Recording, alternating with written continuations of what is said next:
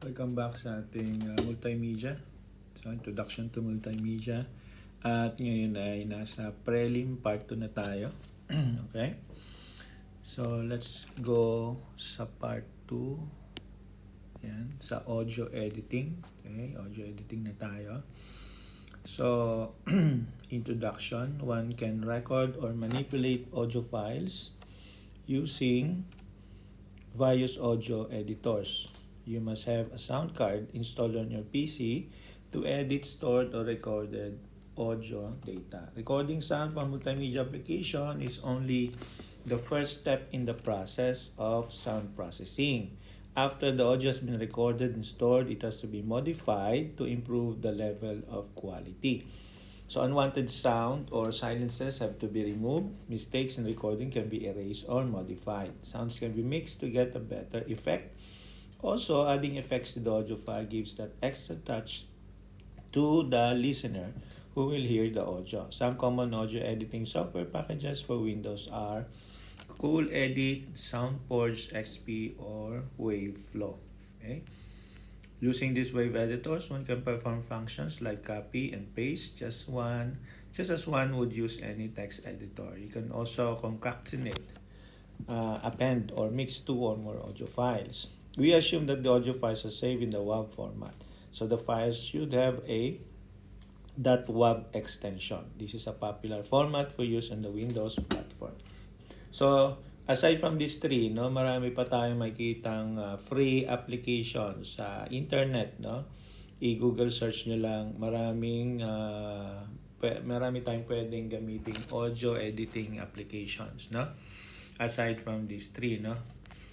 So, nabanggit kanina na pwede nating lagyan ng effect, no, yung sound natin as one part of the audio editing, no?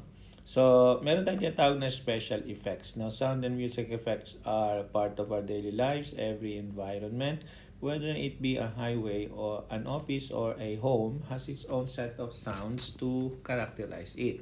These include a car being driven, office equipment and operation, or household appliances.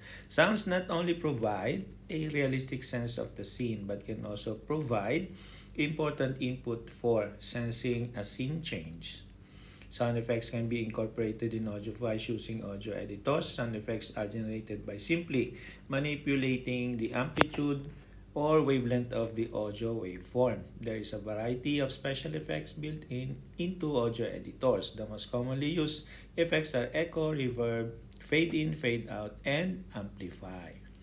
So ano yung reverb, no? A person could receive sound directly from the sound source as well as reflected from other objects around him. Consider the room shown in figure 1. Ito yon, okay? So, LS is the sound source and A is the listener, receives both the direct sound from the source as well as the reflected sound. The sound persists even after the sound source has stopped producing sound waves. The sound gradually fades away after some time. This gradual fading is called reverberation. Reverberation is different from echo.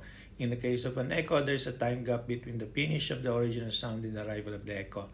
Echo sometimes causes irritation and undesirable effects, while reverberation is pleasing to hear and should be incorporated in the design of any room. The steps to add the reverb effect on audio file in Waveflow are as follows. So ito yung steps, no, sa Waveflow. So since alam natin na iba-iba naman ang step, no, kapag gagamit tayong different application, so hindi na natin to bibigyan ng focus, no.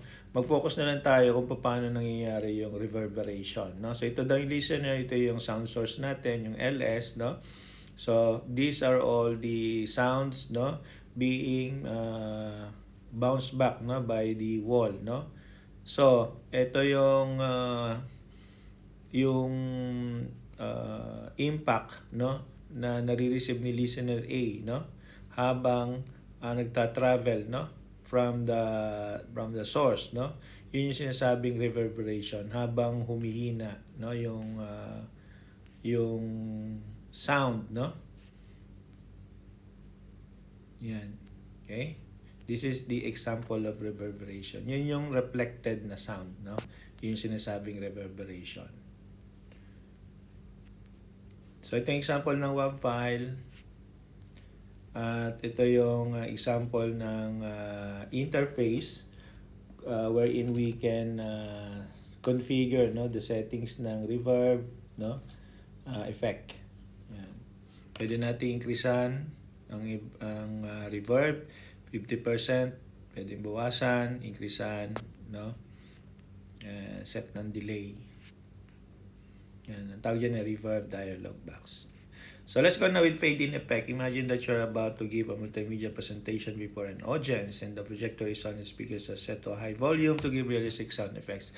As soon as you start your multimedia application, the first screen of the presentation is projected. The audio starts with a bang, which may cause some damage to the speakers, and the audience is left stunned. This is because of the abrupt beginning of the audio, which is sometimes not desirable. So, anong solution natin? Lagyan ng fade-in effect. To avoid these audio problems, we make use of the fade-in effect, which performs a progressive increase of the volume of the waveform, making the initial volume lower than the final volume. This effect is also used in CD or tape audio. Even if the volume of the speaker is set to the maximum value, the audio file will gradually increase in volume until it reaches its peak value.